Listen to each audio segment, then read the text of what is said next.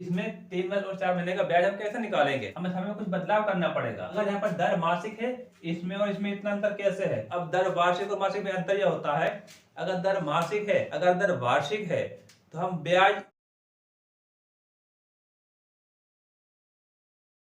हम जानेंगे इस वीडियो में साधारण ब्याज कैसे निकाला जाता है। हमें यहाँ पर 2 सवाल दिए गए हैं।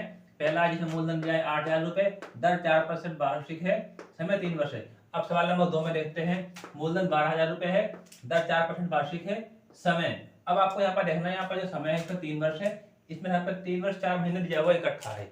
तो हम पहले इस सवाल करके देख लेते हैं, उसके बाद हम जानेंगे कि इसमें 3 वर्ष और 4 महीने का ब्याज हम कैसे निकालेंगे। जैसा कि आप जानते हैं, साधारण ब्याज निकालने का फॉर्मूला होता है मूलधन गुना दर गुना समय बट्टे में 100। तो हम पहले इस फॉर्मूले के हिसाब से सवाल नंबर 1 हल कर लेते हैं। ठीक है, तो मैं बता दूं, जब भी आप कोई सवाल करते हैं अपने टेस्ट या पेपर में, तो सबसे पहले आपको लिखना होता है वहां पर मूलधन दर समय, आपको ये उतार लेना है। उसके बाद आपको लिखना है साधारण ब्याज का फॉर्मूला। साधारण ब्याज बराबर मूलधन गुना दर गुना समय बट्टे में 100 होता है। ठीक है, तो फिर हम वही लिख लेते हैं यहाँ पर साधारण ब्याज। यहाँ पर जो कुछ दिया वो लिख लेते हैं। मूलधन हमारे पास 8,000 रुपये, हम 8 लिख लेते हैं, 8,000। दर है 4% तो 4 लिख लेते हैं। समय है 3 वर्ष, यहाँ पर 3 लिख लेते हैं और इसके बट्टे कर देते हैं हम 100। तो यहाँ पर हम 2 जीरो से 2 जीरो काट देंगे इस प्रकार से। अब हमारे पास बचा हुआ है ये 80 गुना 4 गुना 3। हम इन यहाँ पर गुना कर लेते हैं। 3 चौके होता है 12, 12 8 होता है 96 और एक जीरो लगा देंगे। तो यहाँ पर इसका आ गया साधारण ब्याज 960 रुपए। बिल्कुल आसान है, हो गया है। लेकिन अब इस सवाल को देखिए आप, यहाँ पर समय 3 वर्ष और 4 महीने इकट्ठा दिया हुआ है। तो हम ये सवाल यहाँ पर कैसे करेंगे? देखो, यहाँ पर जो आपने 3 लिया है, केवल यहाँ पर 3 अकेला दिया हुआ था, हमने 3 ले लिया। अब यहाँ पर 3 वर्ष भी 4 महीने भी है, इन दोनों को निकालना बहुत मुश्किल होता है। काफी विद्यार्थी सवाल करते हैं, काफी विद्यार्थी नहीं कर पाते हैं। तो बिल्कुल अब ये वाला आपको सवाल नंबर 2 बिल्कुल ध्यान से देखना है कि इसे आपने यहाँ पर कैसे हल करना है। तो आपको सबसे पहले लिखना होगा साधारण ब्याज का फॉर्मूला। लिख लिया है, मूलधन गुना दर गुना समय बट्टा 100 कर लिया है। लेकिन ये फॉर्मूला लिखने से पहले यहाँ पर हमारे पास जो समय है, हमें समय में कुछ बदलाव करना पड़ेगा। हम बदलाव कर लेते हैं। बदलाव क्या करना, हम यहाँ पर लिख लेते हैं, यहाँ लिख लेंगे समय बराबर हमारे पास जो दिया गया है समय वो है 3 वर्ष 4 महीने। अब हमें यहाँ पर सबसे पहले जब भी आपको समय ऐसा दिया जाए तो आपको सबसे पहले दर देखनी है। दर वार्षिक है या मासिक? यहाँ पर दर है वार्षिक, तो हमारा समय वर्ष में ही होगा।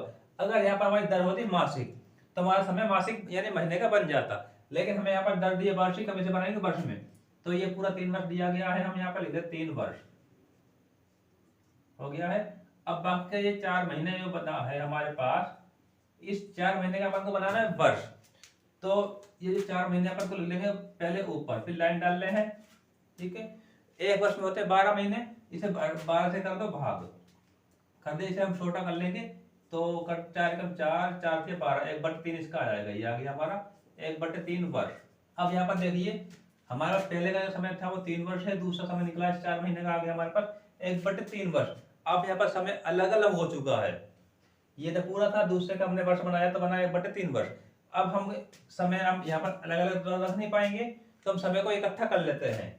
तो ये हमारा पहले का 3 है और दूसरा है 1/3 वर्ष। हम इन दोनों को जोड़ लेंगे तो हम इनका लेंगे एलसीएम, तो 3 3 9 हो जाएगा ये, जमा 1/3, तो ये हो जाएगा हमारा 10/3 वर्ष। तो इस प्रकार से हमारा जो नया समय बनेगा वो बनेगा 10/3 वर्ष। तो हम यहाँ पर समय लिख लेते हैं अपना, जो नया वाला हमारा आएगा बनाने के बाद 10/3 वर्ष। ठीक है, तो ये आपको समय इस तरह से आपने समय बना लिया है। अब हम सवाल कर लेंगे क्योंकि हमारे पास जो समय था ये अलग अलग था, 3 वर्ष भी था 4 महीने भी था, इकट्ठा हमने इन दोनों को इकट्ठा करके बना लिया 10/3 वर्ष। तो हम इस सवाल को आसानी से कर लेंगे। तो आइए हम सवाल को हल कर लेते हैं। जैसा कि फॉर्मूला लिखा हुआ है हम फिर से कर लेते हैं। यहाँ पर लिखेंगे साधारण ब्याज बराबर, लिखने के बाद मूलधन हमारे पास है 12,000, हम लिख लेते हैं यहाँ पर 12,000 और दर है 4%, हम 4 लिख लेते हैं यहाँ पर। अब देखिए यहाँ पर क्या करना है, जैसे कि ये लाइन डली हुई है, ये लाइन है, इसके बट्टे में 100 है। अब आप सोच रहे होंगे यहाँ पर जो इस बार सवाल में भिन्न बने 10/3 भिन्न बन गई है, जबकि इसमें भिन्न नहीं थी, तो हमने 3 को केवल यहाँ पर लिखा था। लेकिन अब जो 10/3 वर्ष हमारा आया है, इससे अपन 10/3 को क्या हम यहाँ पर 10/3 ऐसे लिखेंगे? नहीं, ऐसा कभी नहीं लिखते हैं। जब भी हमारे पास कोई भिन्न में समय या दर दी जाती है तो एक हिस्सा लाइन के ऊपर और दूसरा हिस्सा लाइन के नीचे होता है। तो ये 10 हमारा आ जाएगा ऊपर और 100 के साथ गुना करके हम ये नीचे का 3 रख देंगे यहाँ पर। इस प्रकार से हो गया है। अब इसे हम सॉल्व कर लेंगे। इससे कटेगा 1 0, इससे कटेगा 1 0, हो गया। 3 से 12 काट देंगे 4 बारी में, ठीक है। 2 0 तो ये ऊपर आ गया है, कट गया। अब हमारे पास बचा है ये बचा हमारे पास 400 गुना 4, इन्हें गुना कर लेंगे तो होगा ये 1600। 4 चौके 16, 2 0। तो इस प्रकार से हमने इसका निकाल लिया साधारण ब्याज। आशा करता हूं अब आप बिल्कुल अच्छे से समझ चुके हैं। जब आपके पास समय इस प्रकार से अलग अलग 2 टुकड़ों में दिया हो, उसे कैसे बदलना है। चलो एक बार ये मान लेते हैं, यहाँ पर जो दर वार्षिक है, यहाँ पर दर वार्षिक ना होकर मासिक होती है, तो हम इसे कैसे हल करते हैं, ठीक है। अगर यहाँ पर दर मासिक है तो हमें सीधा सा इस जो सवाल जो दिया गया है, इसमें समय है 3 वर्ष 4 महीने, हमें इसे महीने में बदल लेना है कुल। अब हम यहाँ पर 3 वर्ष 4 महीने का कुल महीने बनाते हैं, तो 1 वर्ष बराबर होता है 12 महीने,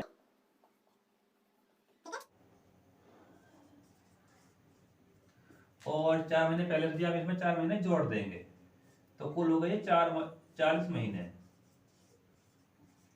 तो बिल्कुल हो गया है आसान। अब जब हमारे पास दर वार्षिक थी, हमने समय को कर लिया वर्ष में। जब हमारे पास दर मासिक है तो हम समय को कर लेंगे महीने में। तो बस कुछ नहीं करना है आगे, हम यहाँ पे इसे सॉल्व कर लेते हैं। सवाल नंबर इसका था पहले था। अब हमारे पास जो दर है मासिक है, तो हम जो समय लेंगे यहाँ पर 40 महीने ले लेंगे, तो इसे हल कर लेंगे इस प्रकार से। ये मूलधन हो गया हमारा 12,000 रुपये, और दर है 4%, 4 लिख लेंगे।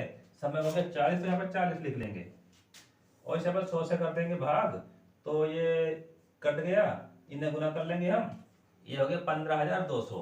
अब आप कहोगे इसमें और इसमें इतना अंतर कैसे है। इसमें जो हमारे पास समय था वो बहुत कम है, कि इसलिए कम है क्योंकि ये हमारे पास जो दर थी वो थी वर्ष। अब दर वार्षिक और मासिक में अंतर यह होता है, अगर दर मासिक है तो हम जो ब्याज देते हैं, किसी ब्याज लेते हैं, वो हम महीने का लेते हैं। अगर दर वार्षिक है तो हम ब्याज वर्ष में लेते हैं, इसलिए यहाँ का जो ब्याज निकला वो दोनों अलग अलग निकला है। आशा करता हूँ अब आप बिल्कुल अच्छे से समझ चुके हैं दर मासिक वार्षिक क्या होती है, और समय को हम दर के हिसाब से कैसे बदलते हैं।